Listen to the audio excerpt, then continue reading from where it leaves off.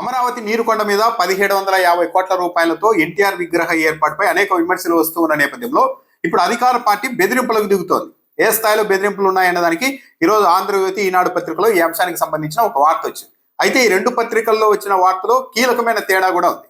ఆంధ్రజ్యోతి పత్రిక మాత్రం వైఎస్ఆర్ కాంగ్రెస్ పార్టీ కులాల మధ్య చిచ్చు పెట్టేలా ఈ వ్యవహారంలో వ్యవహరిస్తోంది, దాన్ని పూర్తి స్థాయిలో తిప్పికొట్టాలి వాస్తవాలతోని తెలుగుదేశం పార్టీ నిర్ణయించింది అని ఆంధ్రజ్యోతి రాసింది. అంటే తెలుగుదేశం పార్టీ నుంచి స్పందించబోతున్నారని. కానీ ఈనాడు మరో అడుగు ముందుకు వేసి బెదిరించేలాగా రాసింది.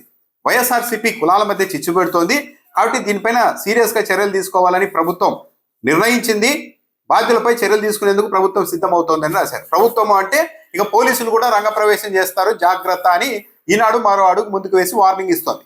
ఆంధ్రజ్యోతి మాత్రం తెలుగుదేశం పార్టీ తరఫున ఈ ప్రచారాన్ని తిప్పికొట్టాలని నిర్ణయించారని రాసింది. ఈనాడు మాత్రం ప్రభుత్వం అని చెప్తుంది. అంటే బెదిరింపు ధోరణితో ఈనాడు పత్రిక కాస్త ముందుకు వెళ్ళిందని చెప్పాలి.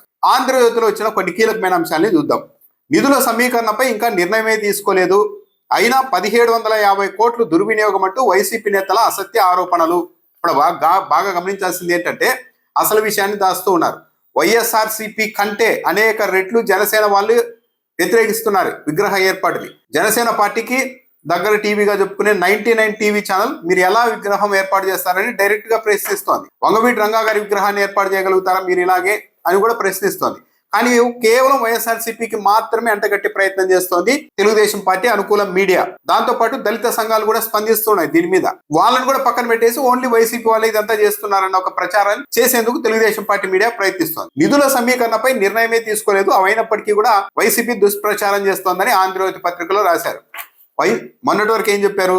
1750 కోట్ల రూపాయల ప్రజాధనాన్ని ఎలా ఖర్చు పెడతారు అన్న ప్రశ్న రాగానే లేదు ప్రభుత్వ ధనం కాదు, చందాలు వేసుకొని ఎన్టీఆర్ అభిమానులు ఇచ్చే డబ్బులతోనే ఏర్పాటు చేస్తారని చెప్పారు. కానీ ఈరోజు మళ్ళా ఆంధ్రజ్యోతి పత్రికలో ఇంకా నిధుల సమీకరణపై నిర్ణయమే తీసుకోలేదు అని రాశారు. అంటే చందాలతో విగ్రహం ఏర్పాటు అన్నది పూర్తిగా వాస్తవం కాదన్నది అర్థమవుతుంది.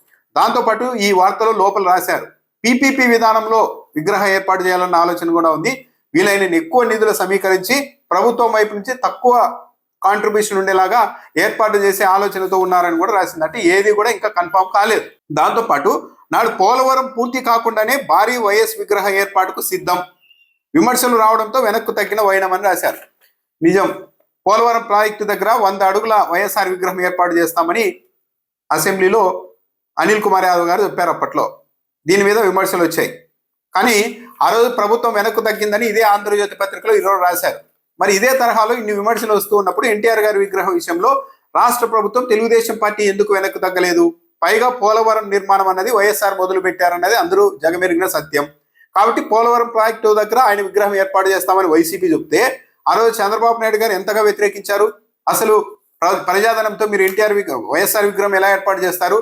అది ఏర్పాటు చేయడానికి వీలు లేదు, జగన్మోహన్ రెడ్డి ఇష్టానుసారం వ్యవహరిస్తూ ఉన్నారంటూ మాట్లాడారా లేదా?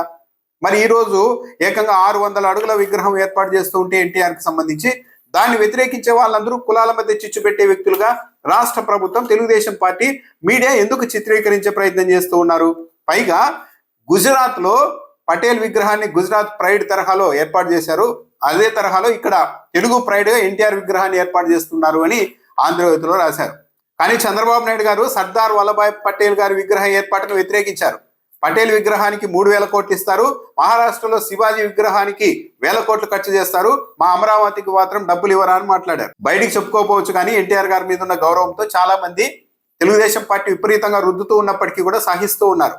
ఎన్టీఆర్ గారు తెలుగుదేశం పార్టీ వ్యవస్థాపక అధ్యక్షుడే, తెలుగుదేశం పార్టీ నాయకులే, ఒక మాజీ ముఖ్యమంత్రి. కానీ ఆయన మొత్తం తెలుగు జాతికే ప్రైడు, ఎన్టీఆర్ గారు లేకపోతే తెలుగు జాతి లేదు, తెలుగు వాళ్ళకి గుర్తింపే లేదు అన్నట్టుగా ఎంతో కాలంగా మీడియా తెలుగుదేశం పార్టీ రుద్దుతూ వస్తున్నా భరిస్తూ ఉన్నారు. కానీ దాన్ని ఇంకా రుద్దితే ప్రజలు తిరిగి ప్రశ్నించే అవకాశం ఉంటుంది. దానికి తోడు కొత్త తరం వచ్చేసింది, ప్రతి దానికి లాజిక్ ఉంటేనే నమ్మడం, లేకుంటే ప్రశ్నించే తత్వం పెరుగుతోంది. ఇలాంటి సమయంలో కూడా రాష్ట్ర ప్రభుత్వం, తెలుగుదేశం పార్టీ ఇంతగా బుల్డ్రోజ్ చేసుకుంటూ ఎందుకు ముందుకు వెళ్తోంది? పైగా నీరుకొండ మీద విగ్రహం ఏర్పాటు అన్నది కులాలకు సంబంధించిన చిచ్చుగా, దళితుల్ని అవమానించడం అనిగా అన్నట్టుగా ప్రచారం చేస్తోంది వైసీపీ అని కూడా పత్రికల్లో ఈరోజు రాసుకున్నారు. కానీ దళితులే మేధావులే స్పందిస్తూ ఉన్నారు. నీరుగొండ మీద విగ్రహం ఏర్పాటు అన్నది దళితుల్ని అవమానించడం అని వైసీపీ కాదు, దళిత వర్గాలే చెప్తున్నాయి. దానికి కారణం కూడా చెప్తున్నారు. ఎన్టీఆర్ గారు ముఖ్యమంత్రిగా ఉన్న సమయంలోనే ఈ నీరుకొండ గ్రామంలో దళితులకు తెలుగుదేశం పార్టీలో కీలకంగా ఉండే ఒక వర్గానికి మధ్య గొడవలు జరిగాయి. ఒక దళితుడు చనిపోయారు, చాలా మంది దళితులు గాయపడ్డారు. ఆ రోజు ఎన్టీఆర్ గారు స్వయంగా ఆ గ్రామానికి వెళ్ళి వాళ్ళని పరామర్శించారు. ఆ సమయంలో దళిత మహిళలంతా ఎన్టీఆర్ గారిని గెరావ్ చేశారు, నిలదీశారు. ఇలాంటి చరిత్ర ఉన్న ఆ గ్రామంలో ఎన్టీఆర్ గారి విగ్రహం ఏర్పాటు చేయడం వల్ల అక్కడున్న ఇతర వర్గాలకు కొద్దిగా ఇబ్బంది కనిపించవచ్చు. దాంతోపాటు ఆంధ్రజ్యోతి పత్రికలో ఏం రాశారు, నీరుకొండ గ్రామస్తులే అక్కడ ఎన్టీఆర్ విగ్రహం ఏర్పాటు చేయాల్సిందిగా కోరుతున్నారని రాశారు. ఆ గ్రామస్తులు ఎవరు అన్న ప్రశ్న కూడా ఇక్కడ వస్తోంది. మొత్తం గ్రామంలోని అందరూ యునానిమస్ గా చెప్పారా, లేకుంటే తెలుగుదేశం పార్టీకి మద్దతుగా ఉన్న వాళ్ళు మాత్రమే ఆ విగ్రహ ఏర్పాటుకు డిమాండ్ చేస్తున్నారా అని ఒక ప్రశ్న కూడా వస్తుంది. సాధారణంగా అయితే ఏ రాష్ట్ర ప్రభుత్వమైనా ఏ రాజకీయ పార్టీ అయినా ఇంత వివాదం జరిగిన తర్వాత పొలిటికల్ గా డ్యామేజ్ ఉంటుందన్న విషయం తెలిసిన తర్వాత వెనక్కు తగ్గుతుంది. కానీ తెలుగుదేశం పార్టీ మాత్రం తగ్గడం లేదు. ఈ విషయంలోనే కాదు, ఎందుకో గానీ ఈసారి అధికారంలోకి వచ్చిన తర్వాత గతంలో తరహాలో చంద్రబాబు నాయుడు గారి పరిపాలన లేదు. ప్రజలు ఏమనుకున్నా సరే, ఎవరు ఏమనుకున్నా సరే, మనకు కావాల్సింది మనం చేయాల్సిందే అన్నట్టుగా బహిరంగంగా నిర్ణయాలు తీసుకుంటూ ఉన్నారు. దానివల్ల పెద్ద ఇబ్బందులు వస్తూ ఉన్నాయి. పైగా జనసేన పార్టీ వాళ్ళు బాగా గమనించండి, ఒక పవన్ కళ్యాణ్ గారు తప్పించి మిగిలిన వాళ్ళందరూ వ్యతిరేకిస్తున్నారు. ఎందుకు వ్యతిరేకిస్తున్నారు?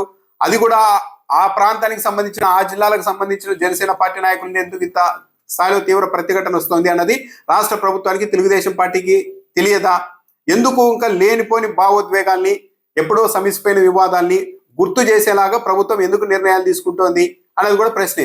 సరే, మేము పూర్తిగా తెలుగుదేశం పార్టీ ఎన్టీఆర్ అభిమానులు ఇచ్చే డబ్బులతోనే విగ్రహం ఏర్పాటు చేస్తాము అన్నప్పుడు అసలు విగ్రహాల అమరావతిలో 600 అడుగుల మేర విగ్రహాల ఏర్పాటు విషయంలో రాష్ట్ర ప్రభుత్వం విధానపరమైన నిర్ణయం ఏంటి అన్న ప్రశ్న కూడా వస్తుంది.